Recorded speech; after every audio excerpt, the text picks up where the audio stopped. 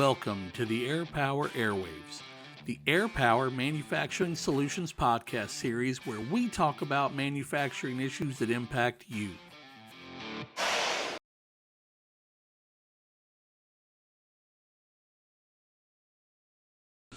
Hey, this is Travis, and welcome to another edition of Air Power Airwaves. As you can see, some things have changed. The backdrop, we now have a studio. Yes, that's right. High Point, North Carolina, we now have an Air Power Airwaves podcast studio. So we're excited. I am super excited today because we have first-time guest to the Air Power Airwaves, longtime friend, longtime industry contact, and an Air Power vendor partner. So those three things, we're very, very happy to introduce Trey Peavy. Thank you, sir. With RTT. Yes, sir. Man, I want to say Col-Met sometimes. We'll talk about that. For those of you joining us via audio podcast, this entire podcast, like all of our podcasts, will be available on our YouTube channel. So the Air Power YouTube channel, you can always find all these videos are recorded, filmed live as we do them. And we will be showing off specifically a bunch of filter products today, the RP Arrestors. So some of this that you're listening to in the audio will not translate as well as far as visually, obviously. So you can go to that or go to the Air Power website, airpower-usa.com or airpowerlive.com or airpowerairwaves.com. So it's going to be available a multitude of ways. And we encourage you to go visit. The viewership of the podcast is raising quickly, and the visual side of it, that they all get posted to YouTube, but they go on LinkedIn, Instagram, Facebook, all of our social media channels, and we're excited that those numbers are growing. Right. Trey, I reached out to you. We've done, I guess you're going to be like podcast number 6 or 7. 6. And the early ones have all been great. Started out with Dan, president of Air Power, on the first one, and then multiple vendors moving through, and it was all kind of a learning curve. I'm glad I did the first one with Dan because he's a good sport, and it actually turned out to be a fantastic podcast. But to have our own space here to do what we want to do and what we need to do and accomplish goals and not move around from conference room to conference room, it's going to be fantastic. Right. So welcome to Air Power Airwaves. Well, thank you. I appreciate it. No, the studio looks great. I don't know what the conference rooms look like, but this looks great, man. I mean, y'all done a good job with this, and thank you. I'm excited to be here. Especially early on, right? I guess you can kind of still trial on me a little bit, I guess to say, but no, I appreciate the opportunity to be here and talk with you. Well, I've been in your house, your corporate house there in Texas, and now you're in ours. Yep. So thank you. I know you've been here before, but man, it hasn't been that long. It's just COVID put such this giant spacer in between, but it wasn't. But like 2 years ago, that we were in a Col-Met training. It wasn't RTT yet. Right. So we were in the big distributor training down there. Right. Yeah. And that was 2 days of really concentrated training. Yep. That's a fantastic facility. Yeah, no, we're proud of it for sure, and we moved in that facility. It's been about 6 years ago now, and we're really proud of it. And we hate that people can't come to visit us because of the COVID. And it's sort of like 2020 was just like this year that didn't exist. And you think back and you go, hey, that was like, a year ago. Oh, no, it wasn't. It was 2 years ago. And it's just been a crazy time. And, it is. We just recently at RTT started traveling again. And actually, this is my second trip away since January of 2020. Wow. So, it's a whole new kind of experience and world out there. Give us, I think, I'll work with you over this podcast on some pictures that we need. I'll write them down while we're going through. Maybe you could get us a picture of the RTT corporate headquarters, and we'll put it up here for them to people that are viewing it to see. Tell us about your location down there, the size of the facility, and where you're located. Yeah, so we do all of our manufacturing in Rockwall, Texas. We have about 150,000 square feet under roof. We keep some things outside and things like that. But we moved everything into one location. It's the building's owned by our owner, Eric Jones, and so we kind of move forward, not worried about, we own our own space and things like that. So we're really excited about that. Very cool. And moving forward. Yeah, I mean, you have that breaks into a huge office space, and you've got a lot of engineers and customer support right there. And then just a monster of a warehouse. Yes. Or not warehouse, but manufacturing space. So I know we'll get into it later, but you've had an addition of product in there with the RP Arrestors. Yep. And Air Power has long been an RP Arrestor fan, and we sell a lot of it. And you purchased that, or Col-Met purchased that from Research Products. What now? Is this, we're going on level 3, year 3 going now? on year 4, so 2017. Okay. Around this time, we acquired the paint arrestor division from Research Products. Yep, so I had been to that facility in Wisconsin prior to being at your facility. And we still deal with Research Products on some of the metal filters and whatnot, but all of the day-to-day filters that we deal with, you guys had purchased. So you have a really impressive setup in your facility for manufacturing. People need to understand that you guys make all of the Research Products filters right we there. do. Yeah, all of them right there in the one facility. Yep. Yeah, when we acquired that company, Research Products at the time was making in Wisconsin and in Arizona. Right. And when we acquired that, we brought everything under one roof. So all the filter lines are run right. And it wasn't without problems, but because you guys were juggling lead times for, actual manufacturing and lead times. And I think you kept one of those operations still running. What, didn't you keep, which one did you move in first? The one from Arizona came in first. And you got that running. Yes. So that you could keep up with production. And they kept producing in Wisconsin. Right. And then when you got your inventory built up a little bit, then you brought the other one down. That's right. Yeah. Yeah, because moving the machinery, just it stops the early process. Yeah, and it's not like a 2-day. It's not like you take it down and take a day driving it down and then put it up on the third day. That's right. This was it's quite a monumental. It was a big undertaking. So yeah, we tried to get ahead of orders and build those up, to keep the supply chain full. And like I say, it wasn't without issue, but I think we did a pretty good job implementing that change. Oh, I can second that. You did a great job. There were some learning curves for you guys for sure, and but every time there was a major issue, you guys really you stood up, took it, and dealt with it and made sure it was done right by the distributor. So right. No, we appreciate that. Huge. Well, and I'm glad that you feel that way, because that's really something that we push for RTT as a company whole. As we might mess up. We're all human. People mess up. People make mistakes, but we always want to leave at the end of the day trying to do the right thing, right? I mean, that's really what we don't want to run away from anything. It's better to own it and then own it and make it right. Exactly right. But we don't make mistakes very often. Yeah. So and learn from it. We all have to learn from it. That's right. How do we avoid this in the future? And that goes for Air Power just as much as it does for anybody else. Sure. Not even talking about RTT there.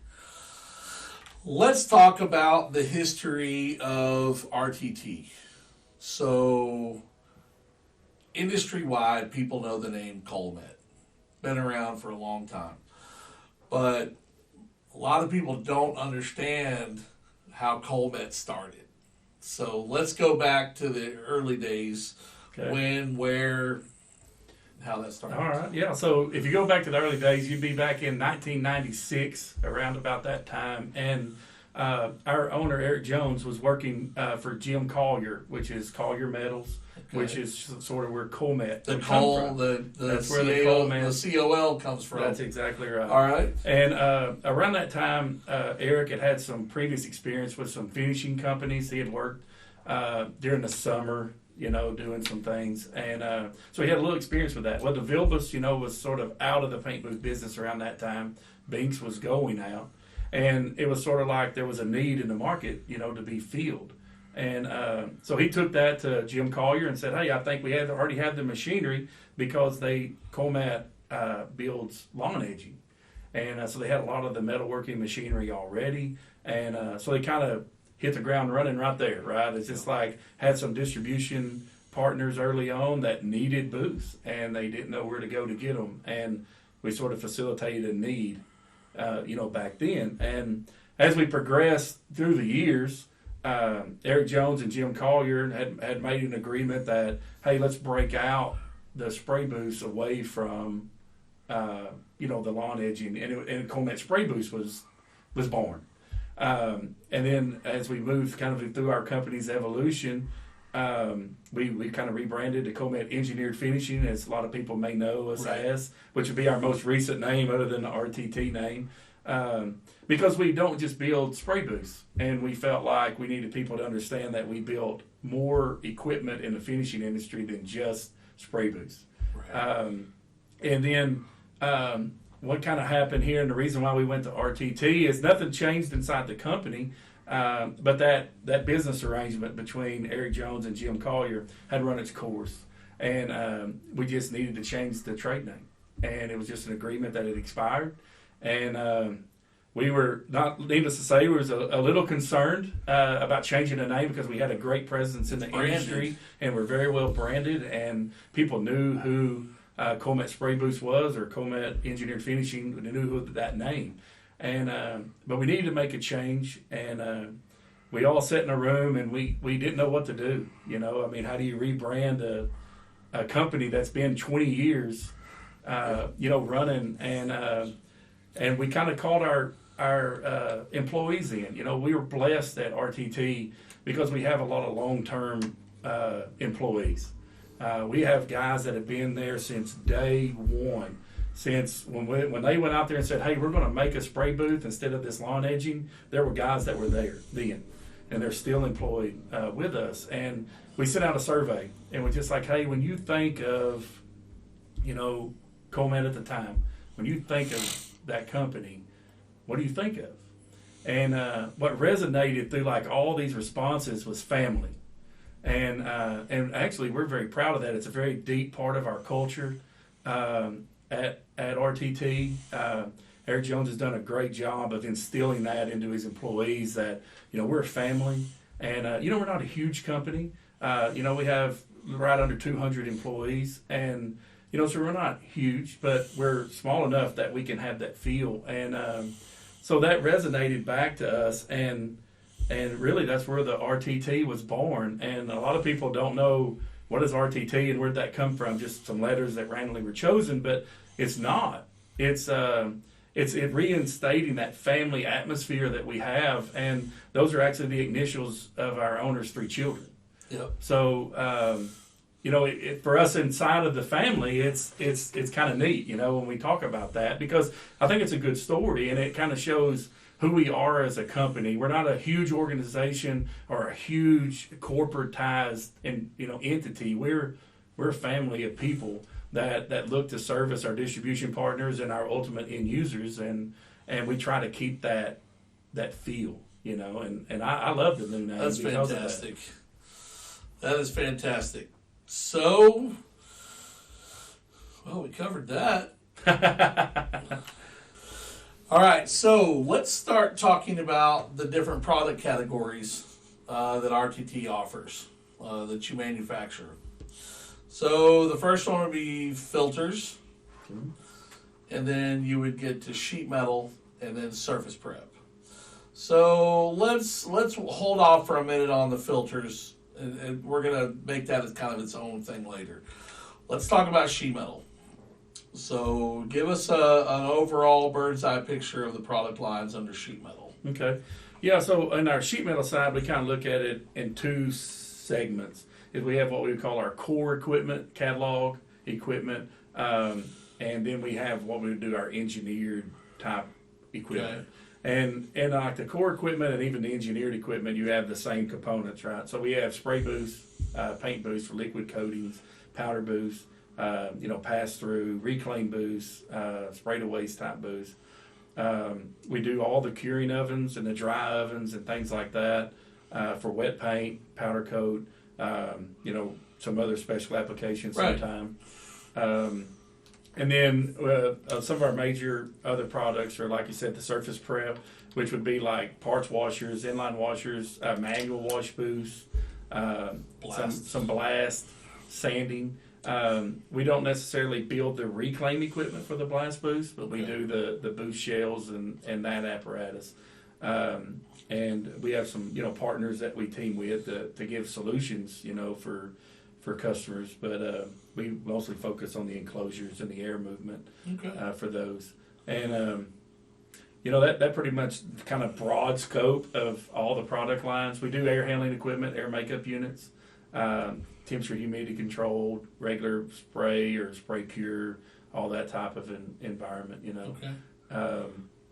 And like I say, on the engineered side of that, we would take into process equipment, where a customer is looking to do a full scope with all those different components. Sometimes, you have to grow that standard product, right? Or a very large enclosure or large booth. If a customer needs, a 80-foot wide booth and 40-foot tall and 300-foot long, you could say it's a core product because we have booths that are designed that way. But when you get that large, you really have to start thinking about the engineering of it. Airflow is everything. That's so right, when you're putting a booth together, the bigger space that you have to have, the more you really have to look at airflow. Like, how truly are we going to take away? If you have one spray gun or an automatic gun in the middle of this booth, and it triggers on, or two guns, whatever, and you trigger on, how are you going to get that overspray from the middle of that room all the way to the filter wall? Secondly, how are you going to get that out of the center of the room without disturbing the airflow at the workpiece to where you're causing issues on the application side? That's right. So it's a giant task. It is, and like you mentioned the airflow, and it's all part related. What is being coated? What does the part look like? You mentioned about overspray and things like that, and we see it all the time. A customer will order a really large booth, and their parts are really small, and they just put a bunch of them in there. And it kind of like, that for airflow purposes, that's kind of tough, and we have to think through that to try to offer the best solution, because you could just buy a cookie cutter booth from us or from a competitor, anyone that has that, but your application is at the right one, and that's where we take that side of the business and kind of go that exercise. Can we create a better mousetrap, than what is our standard product? Right. We often talk about the open-faced booths that are, well known in the industry. They're supposed to have doors, but there's a lot of people that are like, well, that cost me an extra few $1,000 for the doors. Right. We'll just go ahead and do without the doors. And we often talk about how the walls on these booths, they're like Legos. You can keep adding on, like director sets or whatever, And so somebody that's getting started in the business thinks it's a good idea to buy a budgetary booth, a small get started type booth. And when they do that, it comes with a certain fan size. And the fan is 100% of the draw for your airflow. Okay? You know that, I know that. We're just going over it. So year, 2 years down the path, the customer is going, you know what? I want to be able to put bigger parts in here. Their business is growing. They're making modifications. So they either call back to the vendor of the oven and say, I want to order more panels to build out. And sometimes the discussion happens of, well, maybe you should think about that fan also, fan motor, fan blade. And but oftentimes it doesn't. They just sell them and go. And then we start getting calls as, a distributor or the paint powder companies start getting calls that things are not working right in the booth and the application's not working right. And it's because a lot of times those booths then cannot keep up with the airflow, the draw, to get that excess paint or powder out of the air and into the filter wall because there's not enough draw. So it's really good to work with quality companies that understand, the value of building it right. Building it right and building it right the first time. And if you're going to make modifications, understand that you have to pay attention to both ends of the booth. The fan is, if you're coming out this way, you're going to have to think about what the fan's going to do, how that's going to impact you. So, super common problems. Now, if they put a lot of those companies, if they'd had the doors on the booth, there's less impact sometimes. Sometimes more if the booth doors have the filters in them. Right. Okay, we covered that. Let's talk about the ovens. Okay. Ovens are a big deal. The airflow, air movement in ovens is critical in many of the processes, powder especially. That airflow and air movement around powder particles in a convection oven is super critical. So talk to us about your capabilities with ovens. Yeah, so you're right on ovens. I mean, we make them for wet cure, dry off, powder cure, preheat type instances sometimes. But like you talking about the airflows and the things like that, and what we really like to concentrate on is the part again. It's sort of, in finishing, it always starts with the part. What are you coating? What are you trying to do? How an oven, how heavy is it? What's it made out of? How big is it? And is it a solid area or is it open and racking or whatever? Because those things all play an impact on the oven design. Now, like we talked about catalog equipment, we have ovens that are cataloged, right? They're built a certain way, and they're built to handle so much part load and have so much airflow. But again, going back to that engineered side, if I know what we're coating, or RTT knows the part, we might use a smaller fan because the part's really large and taking up a lot of oven volume. Because we build ours normally standard with 6 air changes in an oven for a powder cure in a batch oven. We want to get that ramp up time back up quickly between batches. Right. We typically run a little larger burner because of that, which the burner will dial back once it's at temperature, but we want to recover fast in a batch oven. Correct. So we're really proud of our ovens. We feel like they're a really, really good product for us. We have a lot of longevity out of those. We've done a lot of work in the control side of our ovens to give a lot of ability with our end users to see what's happening. We have an app that goes on your phone that can be tied into the oven, and at any time you can see what's happening with the oven. We can send notifications of temperature variations, of say, hey, we have a fault situation. Hey, the doors have been open for X amount of time. What's going on? Because in an oven, if the doors are open, it's not making you product. So it gives the ability for maintenance personnel, shop supervisors, production lines, even the CEO or president of the company has availability to see what's happening with his curing oven. Yeah. and we've done a lot of work in the troubleshooting of it. We're really proud of the controls around our ovens, and we feel they're best in class. And because of that, they offer our end users better uptime, because most guys aren't experts in finishing equipment. We see it all the time in the products that we make, and even maintenance personnel for customers they may know, but they're not perfectly trained on what happens in a finishing line.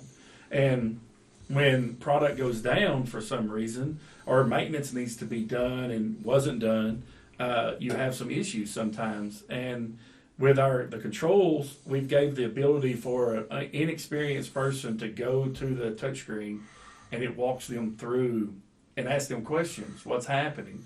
And depending on how they're answering, it kind of directs them to the solution. So what we've seen is paint line supervisors are able to get ovens back online just because of something that happened that can be reset. They have a roadmap. They have a roadmap to go. They're not calling a service tech or calling the manufacturer, waiting on our customer service team to try to troubleshoot it with them. They're able to get up and running really quickly. So, we're pretty proud of the controls on those things. And ovens are a big part of our product line, and really what we move as far as products.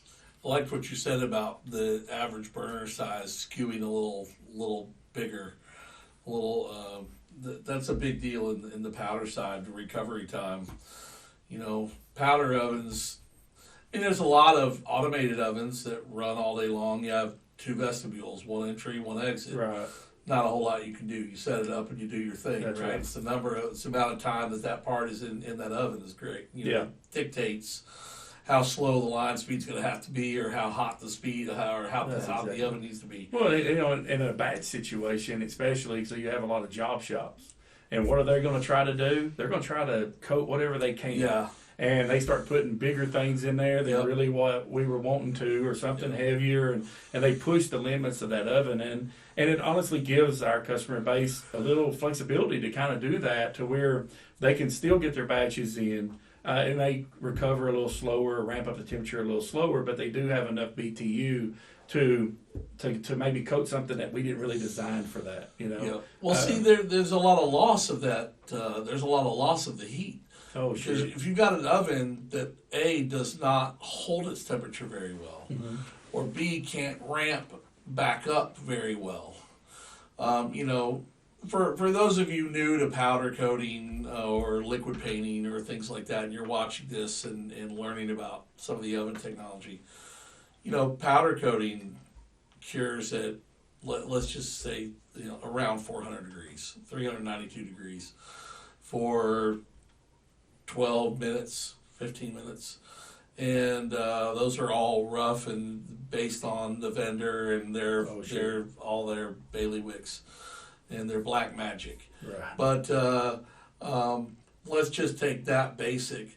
There are devices that you can use that you can measure that temperature. Mm-hmm. Data Pack, mm-hmm. and there's others. But you can actually put your probes on those parts and watch them. And I've seen where, let me step back.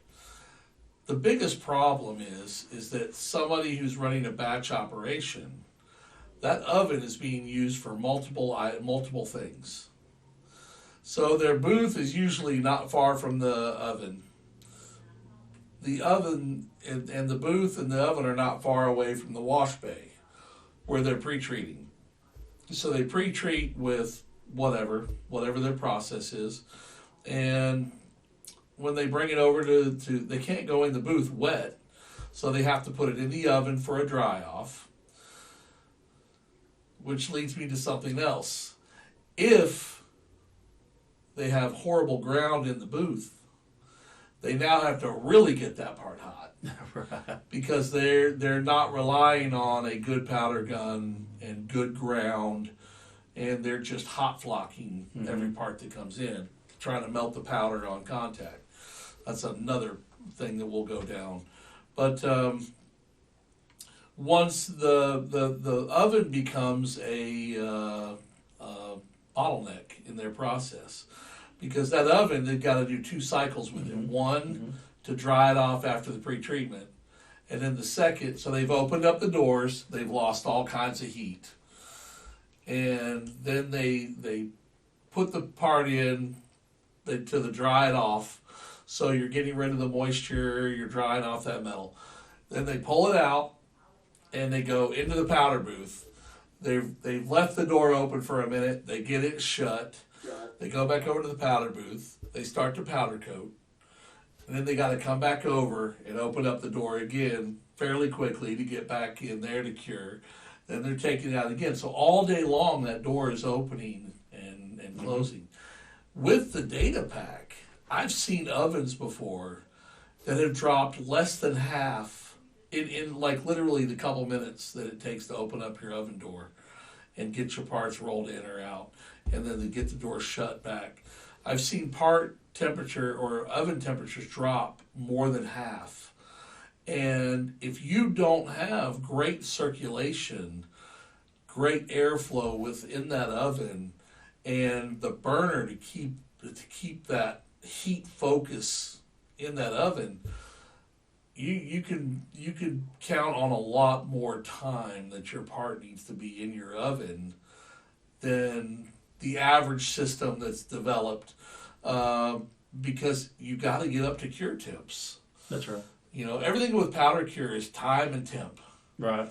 If the temperature is hotter, you can have a less cycle of time. Your part temperature. The temperature is a little lower. It just keeps going out. Right. And so the burner, airflow, and the oven's ability to retain temperature are all 3 huge deals. They are, yeah. And you gave me a great segue to something that I didn't discuss earlier. In our controls, you talk about reading the data of what's happening inside the oven and recording that and getting that part temperature, right? Because, like you said, you can elevate the air temperature to get faster batches, because if you can, say the metal temp needs to be 320 and it's got to be there for 20 minutes, let's say. Well, if I can run at a hotter temperature, my metal temp gets the temperature faster, right? And people try to speed their batches up that way. And a lot of job shop, especially batch applications, right, they don't always do the same parts. A process oven on a conveyor line is set up pretty much for the same parts, right? And we don't need as much airflow a lot of times. We can dial in the burners a little better. Ovens are usually bigger, but they don't, you know what I mean? They're not opening the door. They're not losing heat. Once they come to temp, they kind of run at temperature all day. They shut them down. And a batch application doesn't work that way. So we've implemented a new control that we call a smart batch. And what it is it hooks into our control system, and you have probes. And you can take those probes and put them on your part. And then we have options. We don't start the batch time until the part temperature gets to 320, let's say. Where do the probes come from? Are they coming from outside the unit? So they run from our controller. With those cables. That's right. High temp cables, and you can run them clamp style, or you can run magnets. If you don't have a place that you can hide the probe, let's say, then you can just put, let's say that it's a piece of C-channel on your part, and that's the heaviest piece of metal. Oh, yeah. Right? And you can take just a piece of section of C-channel and set it with your batch and put the clamp on that, right? Yep. If you don't want to disturb your coating. And then that batch time, let's say that we need 320 for 20 minutes. Once we see that part has got the 320, we start the batch time. I used Unistrut a lot. Right. It was a simple thing to put in there that's kind of... That's true, right? So if you had something that was 12 gauge or something, you put that Unistrut in there. And I had a customer one time, years and years ago, that did a lot. He was a batch shop, so batch powder shop, and he did a lot of OEM parts, and he invested in a data pack, and he actually kept one of each of his. He always required an extra part or a couple to put back, and he had a large rack right beside the oven. And every part was on the shelf labeled who the vendor was and what the part name was. And he didn't waste time. He didn't monitor his oven every now and then. Every rack of parts that went into they were all by rolling rack. but it was top to bottom, wall to wall, front to back parts.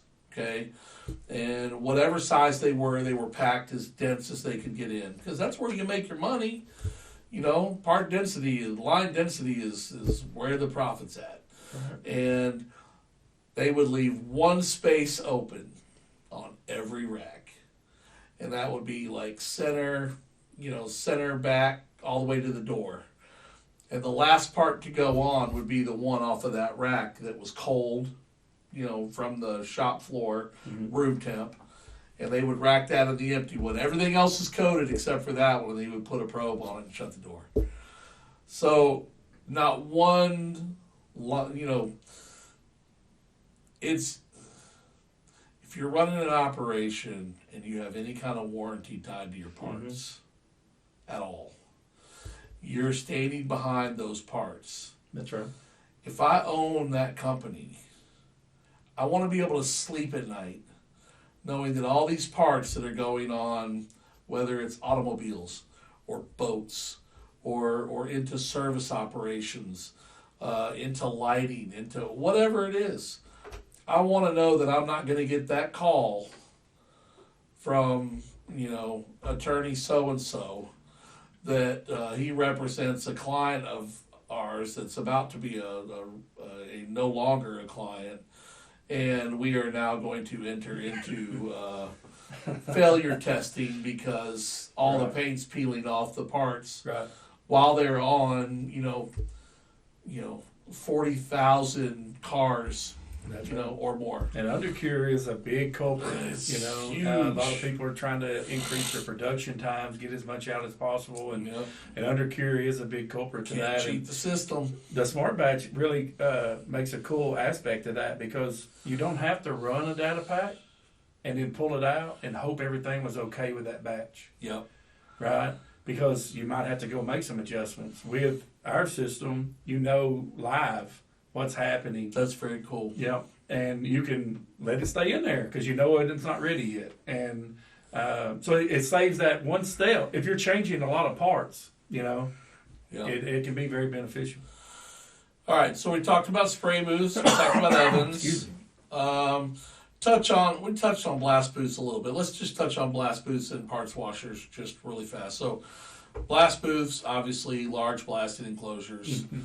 You're not doing the small, like the small hands in booths, right? You're doing like the walk-in style, do steel, fencing, railing, whatever you want to do in these big operations. That's right. And then I guess there's a lot of these. There's major dust collection systems that are tied to those. So is that something you guys do, or is that usually a partner? It depends on the size. If it's something smaller, something around 20 or 30,000 CFM, we probably would handle that internally with our own collection systems.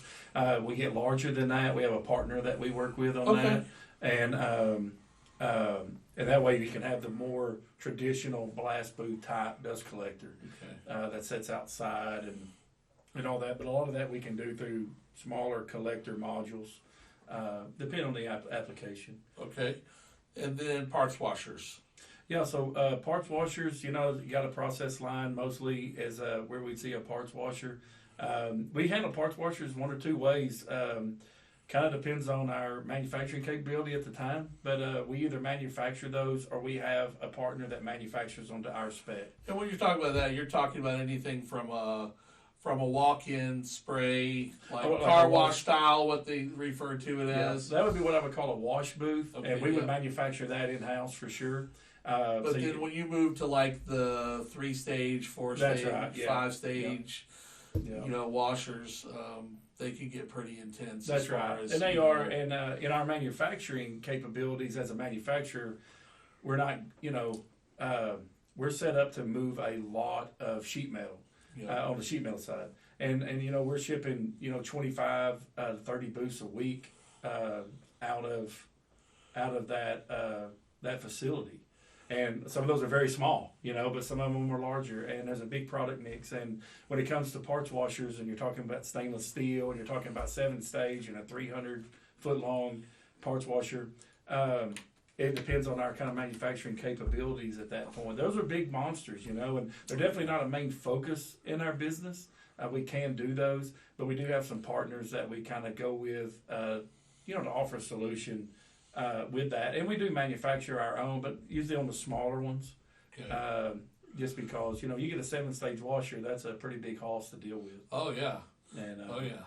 Not to mention all the, you know, you have all of the things above the tanks. Oh, yeah. You've got, you know, the sprayers everywhere, and the positioning of those, the health of the lines, you know, there's a lot going on there. There is definitely a lot, you know, and once again, it's all based on the part. So. That's right. Yep. So let's talk about,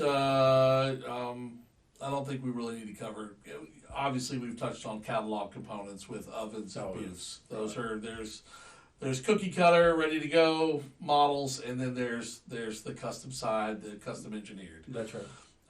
Let's talk about a couple accessories that I know a little bit about for sure. E-light is one of them.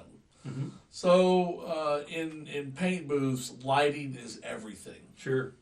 I mean, lighting, you can live or die by lighting, especially in like powder coating. Like you want powder coating. You can, with liquid coating, you can spray the liquid and you see it covers, and you can gauge whether you're going to need another coat or not. You kind of get it. You know, a painter knows. Powder coating is difficult to understand, to ascertain how thick you have it on there when it's dry.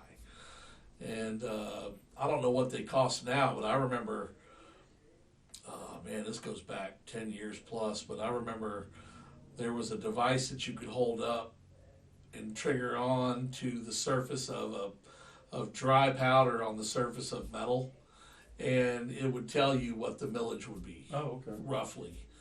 And but it was like thousands and thousands of dollars. I mean, it was up closer to a 5-figure than so it was not real practical.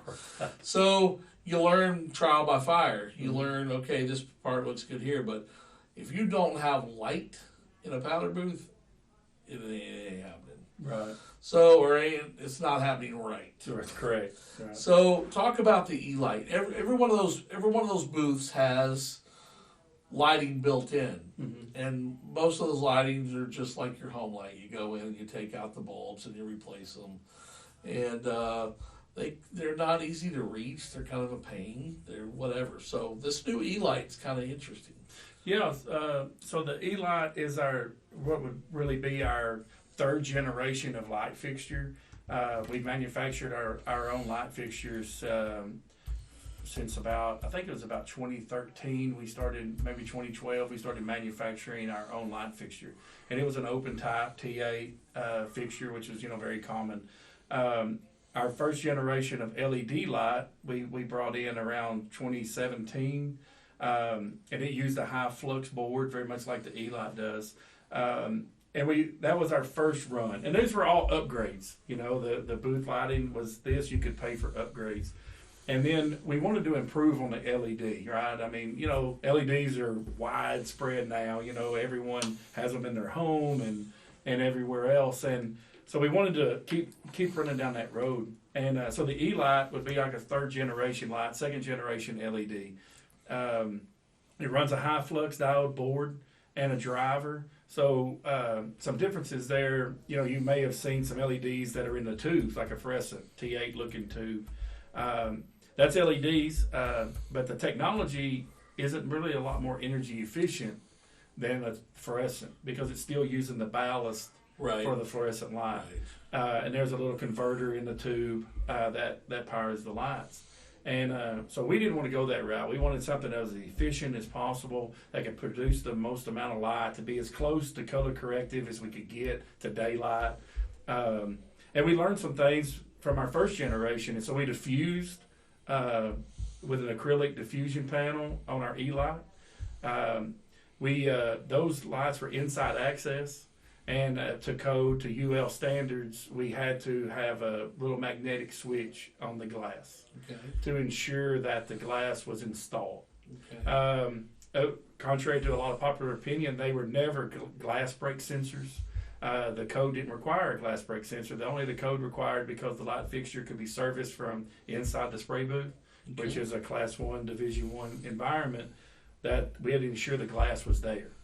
And that little switch, you don't think a lot about it, but it adds electrical cost.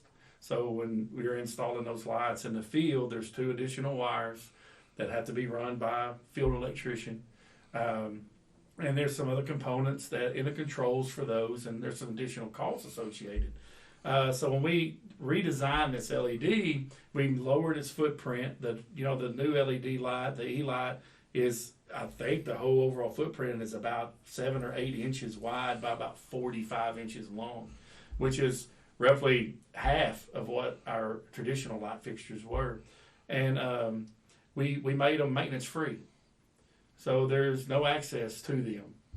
They carry a 5-year warranty. All the components inside of them are good to 25 years, 20 to 25 years, depending on how you burn them. We warranty them for 5. So if something happens, half the light goes out or whatever, we just send you a new fixture. We've been testing these lights ever since we created them. I guess a little over a year ago. Nope, 2020. Yeah, I think 2 years now, right? Because it's always got to add that year because of the COVID. But we've been running them off and on. We run them where they're on for a minute, off for 5 seconds, on for a minute, off for 5 seconds. We've run them where they're flickering. We've run them. We have them buried up inside of boxes to where they're just see how hot we can get them. They've been running for years, and we've had 0 failures. So we like the design. It saves field wiring. There's no reed switch. There's no need to access it. There's no maintenance to these lights fixtures whatsoever once they're installed for the first time. And we produce them in multiple outputs, right? So we have a 5,000. We call it a 4, but it's really 5. We like to call something smaller and give you more. It's all Texas. You're right, yeah. So we call it a 4,000, but it's really a little over 5. It's like 5,200 lumens. Okay. And we have an 8,000 version as well. We can build custom sizes that go up from there. But those are our standards. And we're talking about the lighting inside of a spray booth and how important it is. We run photometrics. We have photometric software that we run on our booths. And we've done that. And some booths may have 4,000s in the wall, 8,000s in the ceiling. Things like that. We put the brighter lights up high so they don't blind, the operator. That was the reason for the diffuser. People were saying they're getting pixelated. If they looked across their booth and saw the LED strip, it would give them those little sparks of light when they closed their eyes. So we diffused that to make that more of an even light flow across that whole fixture. And we put the brighter lights up top. Honestly, those lights on the top create enough light for the entire booth. We designed for 100-foot candles, 3 foot off the floor. That's our standard design. We can do more. Blast boosts, we actually do it at 200. Some people say blast boosts don't need as much light, but if you've ever been inside a blast booth and see how dirty it is, oh yeah, we give it twice the amount of light just to give you better look inside. But we built booths that are adjustable. We have the lights can dim and brighten, different processes. Some people want to inspect inside their booth, like you said, before they roll them out. We give the capability to bump that up to 200 or whatever, and then they can bring it back down when they spray. But we designed those where the hip panel lights or the roof lighting can provide that lighting. And all the lighting that's in the side panel wall is just for shadowing effect. Meaning that maybe we don't know what your part looks like, or if a guy's on a ladder standing in front of the hip light looking down, at least he has the sidewall light that's providing light to him. So trying to create those or eliminate those dark spots. So the new E-Light's, like I say, a lot smaller, compact design. It's rated for a spray booth, so it's good for a Class 1, Division 1 on the face, Class 1, Division 2, and all the zones associated to the back. Okay. So let's move on. We got to start wrapping up here soon, but there's a couple things we're going to talk about. Filter lock, which actually deals with what we're about ready to move into. Filter lock is a really cool. I don't know. Did you bring any of that? Well, I thought I had a filter lock with me, and I do. Filter lock is actually a really cool way to, I don't know the best way to show that. This is probably it. But there is a pizza cutter looking tool. Right. That, let's, one of those. These are the RP Arrestors that we're going to talk about here in a minute. And really, all that happens is you lay it over like this and you run the pizza cutter in, and it basically pushes this in and holds it. So there's no, stabbing the filter onto spikes, or there's no snapper bar type technology. Right. It's just super simple, holds that in. It gives you a good seal on the booth. So that is the filter lock. So in Air Power Live, we do a lot of videos, and I know that we actually got a couple videos from you a while back, and we actually aired the videos. We actually produced, or didn't air them, we just kind of bumpered them. Right. But we have videos for filter lock, and we have videos for the E-Light. And I think Luke Downing starred on that video. He did. One of our account managers for RTT for Air Power. But we have both of those videos, so if you go to airpowerlive.com or go to our Air Power YouTube channel, you can find those videos. All right, so let's talk about the champion in the room. Not you. Oh, no? No. Oh. The RP filters. Okay. So, as we said earlier, I mean, RP is really the segue for our companies. RP, I know we've done business with you and other things too, but the level of involvement of our two companies has definitely increased with you all purchasing RP. The research, RP Arrestors. Right. So, let's walk people through. RP Arrestors are considered what they call paper filters or paper poly combo filters. And what's interesting about the filters is there's only a couple people that make anything like it. There is. And they're a combination baffle, combination filter, and certain filters work really great with certain applications. Right. Or are meant to be used in combination with other things. And then other filters are great standalone products by themselves. So let's go through really quick and talk about, go through the series. Okay. So the series starts in the low 3000s. Yep, 3000. And so the 3000, and then it jumps to 3100, 3200 series, 3300 series, so on and so on. And so let's start out with the first layer and kind of show us what's involved in the different layers and how we grow in ability and capture ability. Right. So this would be the start, which would be the 3000 series. Necessarily the number sequences doesn't mean that one filter is better than another one. It was just there's just a different families of filters, right? Because each filter needs a certain application and a certain type of coating to perform at its best, right? And again, like we talked about, you got to take into consideration what the coating is, what the airflow is. There's exactly a lot of factors. Yeah, so the 3000 is the slit expanded paper only. There's no polyester. It has 5 layers of different types of cuts of paper and different layerings of that paper. Okay. And like I say, this filter is really not a standalone filter. It can be in certain applications, or if it's run in tandem with itself. It can actually 2 layers of this back to back meet the ANSI 51 standard of 98% efficiency against a high solid. So it can be run by itself. That's really not its full purpose. Okay. Like you said, the baffling system. I mean, I would like to call them a separator, right? It's taking a lot of that larger particulate that's going to clog up something downstream. Correct. That's a little more efficient, right? And that way we can knock out the larger particles of paint or coating or whatever we're spraying here, let those smaller ones pass through, let the additional media handle that, a lot easier. All right, we will keep moving down. So like the big brother to the 3000 is what we would call the 3100. There's still a paper-only filter. Significant difference. Right. So you have the face sheets here are larger cuts and they're heavier paper. Okay. It's a heavier weight paper than what you would have more downstream. And we have 8 layers of paper here, okay? And there is some cross-laying where some of the filter layers are turned in opposite direction than the others. What you get from here is a little more efficiency because we've allowed a little more ability to either baffle or scrub out some of those larger material. But we've added a lot more face holding capacity. Yep. And I know it's probably hard to see in the video, but I keep pulling this because these like to shrink up, as they said here, but that's really how the filter would look installed. And it gives the ability for these shelves to hold a lot more paint without face loading.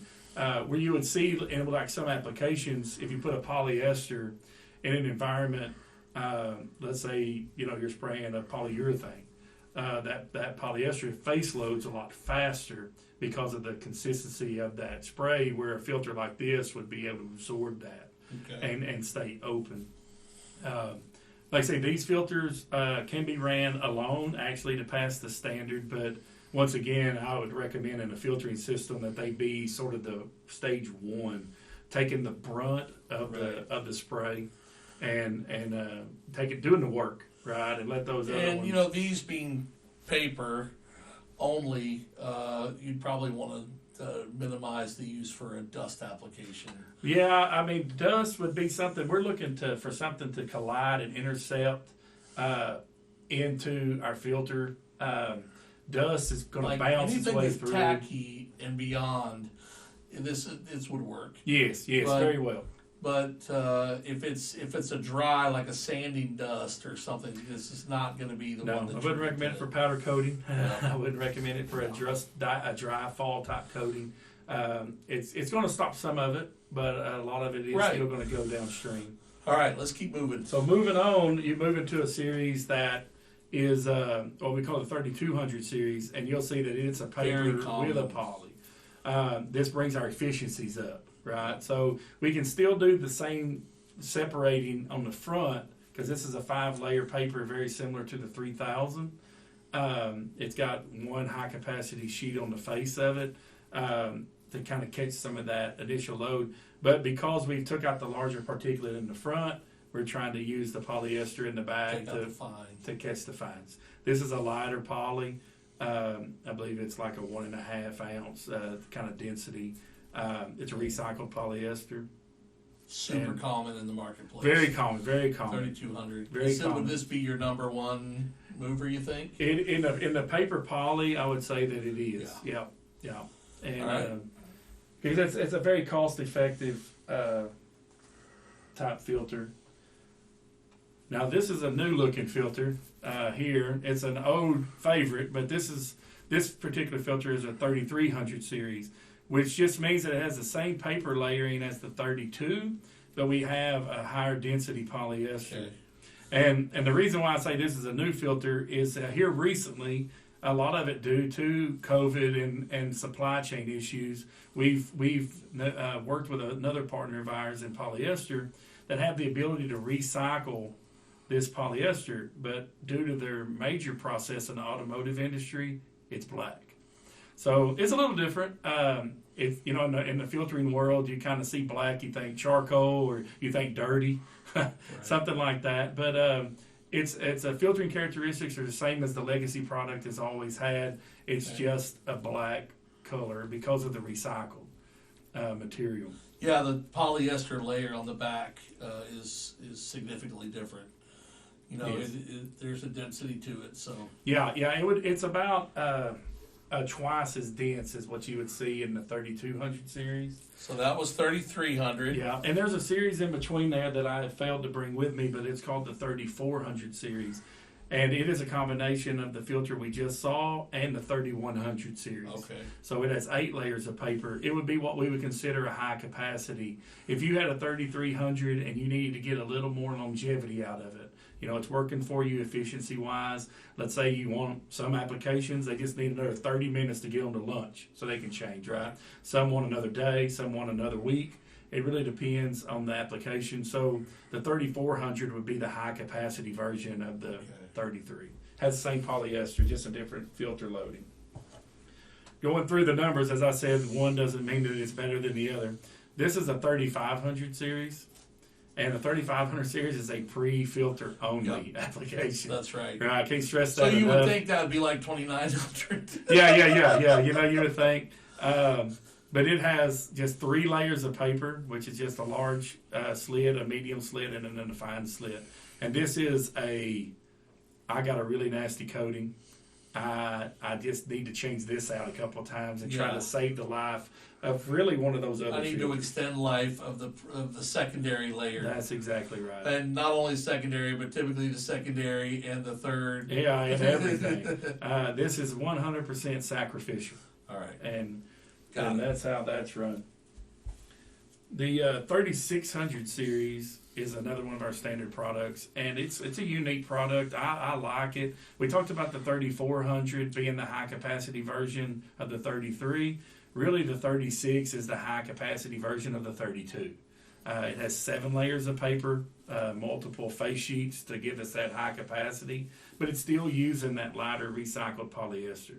Okay. So a customer that's satisfied with the efficiency and the characteristics of like a 3200, but just want a little extra time, that would be a nice step. Than going to, what would be in essence another more expensive filter just to get that longevity. And those are all just standard products. Standard product line. Standard products, and we make those cut whatever size they need to be. So all of the polyesters used here are basically recycled polyester They're all products. recycled. Yes. Okay. So now we're moving into the new wave of RTT Right. filters. Yes. So the W series. Mm-hmm. This was launched about In 2019. 2019. So I was going to say 2 years. So 2019, and then these products also have a big impact on extending warranties on the booths that you sell. Yes. So let's talk about these filters. Let's pull up the first one, or all 3 at once, whatever. Yeah, you we want can. to do. They're very similar. There's 3 models of the W series filter, and Trevor, like you were saying, we feel so confident with this filter that we give a 5-year warranty with our spray booth if you just use them. Okay. But this was our first innovation when we acquired RP. And it was sort of a new filter for us. It wasn't, I call those legacy filters. We acquired the manufacturing and the knowledge around those. We actually, kind of made this filter. And I just want to say that I really like the first layer being white. Just adds a lot to the booth to be able to, a little bit brighter. Any impact you can have on the inside of a booth is positive. Yep. Yeah, it's a little lighter. It separates this filter from the other filters. But the big separation is in the paper layering. Even in the entry level W series, there's 6 layers of paper. Okay. And then we use a lighter, but it's a virgin polyester. And you can see through the video the differences in the virgin and the recycled. And what we get is a lot better consistency from filter to filter because of this isn't a recycled material. What you see in recycled material sometimes is the material bunches up in places, and it's a little thinner. You have highs and lows. You have highs and lows. It might be more dense and less dense, and we get a better efficiency across the board from filter to filter. The 5100 series uses a little heavier polyester. You can see the density is a little bit more, but the paper layering is the same as the 5100. Still 6 layers of paper with the high capacity sheet on the front. This is the filter that we send out as standard with our equipment. If we don't know anything about the application, this is the filter that goes. So, to get the warranty, are you required to have, if you guys say, all right, you need 2 layers or 3 layers of filters, you're in essence monitoring over time what they're utilizing. Right. Or if they're buying through a distributor, you're paying attention to that. That's exactly right. It's like you don't buy this one time and then not buy it for 3 years and then buy it again and go, hey, my fan's out. Right. These didn't work. Yes. So there is monitoring along. I get that. Yeah, there is. Yeah, and our booths come with a 12-month warranty to begin with, and we're not eliminating that warranty. If from day one you put in a different filter, We don't say, well, okay, well, you don't get a warranty on your booth anymore. But we don't extend it 4 years. But there's a lot of people really have to look, plant owners, paint operation owners have to kind of look inside and go, are we doing the right thing? That's right. That's right. And you got to make sure that listen, I can guarantee you one thing in this life. If you don't use filters right, or if you bypass filters and let it all go through the stack, something bad's going to happen. Yes. I know this. And it might be really bad, like fire bad. And it might be slap on the wrist, EPA or OSHA bad. And it might be, but it's all going to cost you money later on. Yes. So well, and it will, and not doing the proper maintenance costs you money at the worst time. That's right. Because you're not planning for that, and you lose production because your fan went down, or you're painting cars out in the parking lot, and you got mad employees, or you get your line shut down. You're not making any money. No, and if something goes wrong, and it happens, we see it a lot in the filtration world. Guys were trying to get production out, their filters are loading up, they just pull them out so they can get through production, And I say this, not all filters are created equal. I've had a lot of guys say, well, we tried paper filters before and they didn't work. But, you've seen just the different standard models here, right? And each one of these has characteristics for certain applications, certain coatings. The distance from the spray gun from the filter has a drastic impact on how the filter performs, right?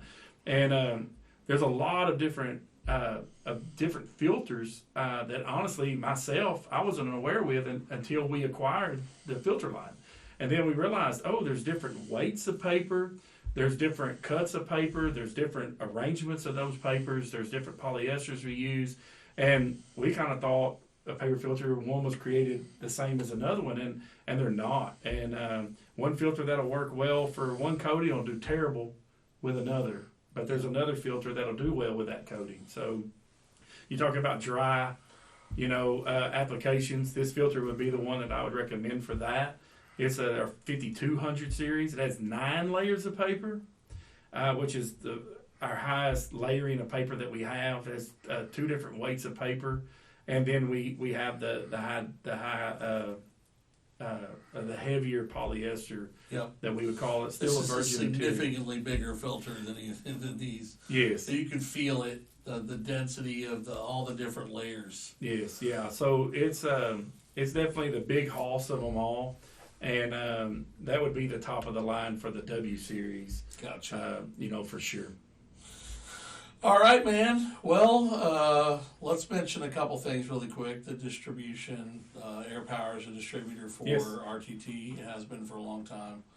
Let's also throw a low shout out to Luke Downing and Josh Wyoming. Yeah, Wyoming. Yep. And I have not met Josh, but I've met Luke. I don't think I've met Josh. But Josh, I guess, covers up the northern region, which is newly acquired by Air Power anyway. So the Northeast, yeah. But Luke's a good guy, and we like dealing with him too.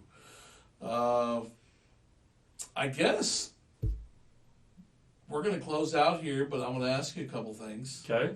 What do you like to do for fun? What do I like to do for fun? What does Trey like to do for fun? Now we've talked business for an hour. Well, that's tough, and I can't say business-related stuff. No. But I have a wife and 3 kids, 3 boys actually. Keeps you busy. I am, and they're spread out. I got a freshman in high school, will be a sophomore this coming year, a 7th grader moving to 8th, and a 5-year-old. So, man, my fun time is really doing things with those kids. They're very busy, have a lot of extracurriculars. They run a lot of athletics, so we play baseball, basketball, football. Oh yeah, that's travel. We do travel ball. For baseball, we've traveled around quite a bit, and I'm an old baseball player, and I know it's hard to kind of tell from my 300 plus body frame here, but I call that your figure. Well, yeah, my figure. So I love baseball, and we kind of went that route, and they do too. And so we kind of, man, that keeps you busy, and it's, all week long practicing baseball, all weekend long playing. We really enjoyed that my older son he played at high school. He actually performed well enough as a freshman to be put on the varsity team. So that was really nice because it was a lot more laid back. We just went to a couple of games. We wasn't traveling, wasn't staying in hotels, and but really I got a lot of hobbies. I don't finish any of them. Who does? Yeah, I mean I'm a guy that if I see something that looks like fun, I go full on board into it, and then I find something else and I go full on board into that. And my wife can't stand that. And but really, I mean, honestly, most of my spare time is something around the family. If I'm not working, so which is fine, and I love it. We just built a new house, so I got a lot of work to do there. Yep. We're working on our land. My brother and I built together.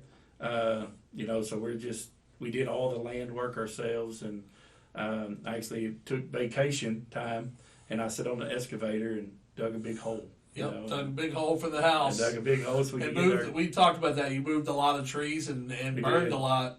We did, You had some massive burn piles there for a while. Yes, yeah. I had burn piles. They were 40 feet tall and 200 feet long. And my brother, he was good at burning them, and that's what he did. So lifelong Texas? Yeah, no, born and raised. I've only lived out of Texas for a year, and that was on a job. So I guess we can't talk about that. But no, I did an installation earlier in my career. That's how I got into the finishing industry.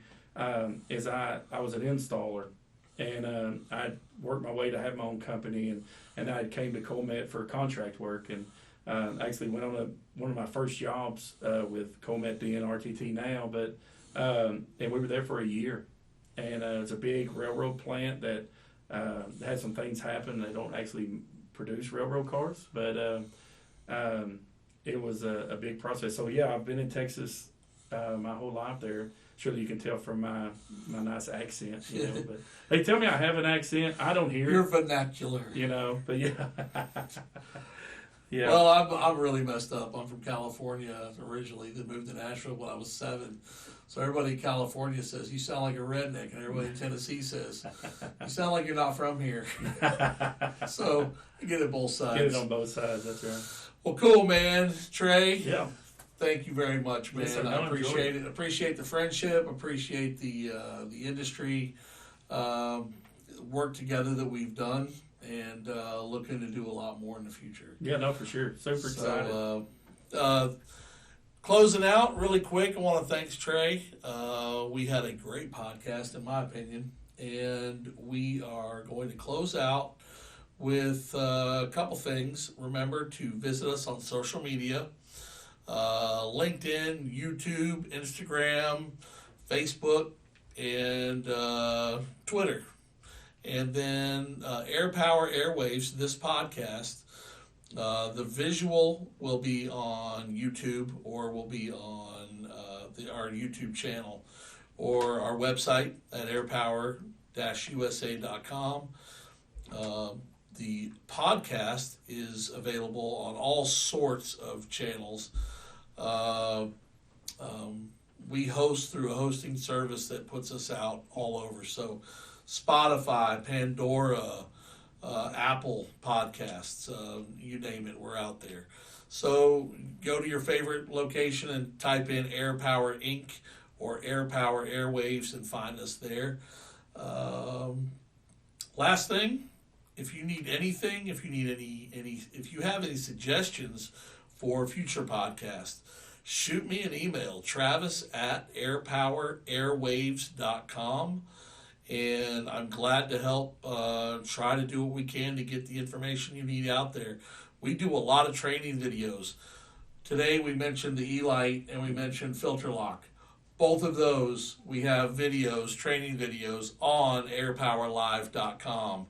Right now, already ready to go, have been online, that you can go check out demos that they've done. Very professional demos, by the way, of those products.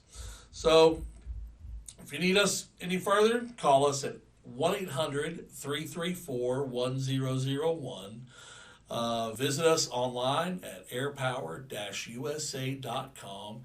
And thank you very much. And I do want to close this out by saying, manufacture it a great day.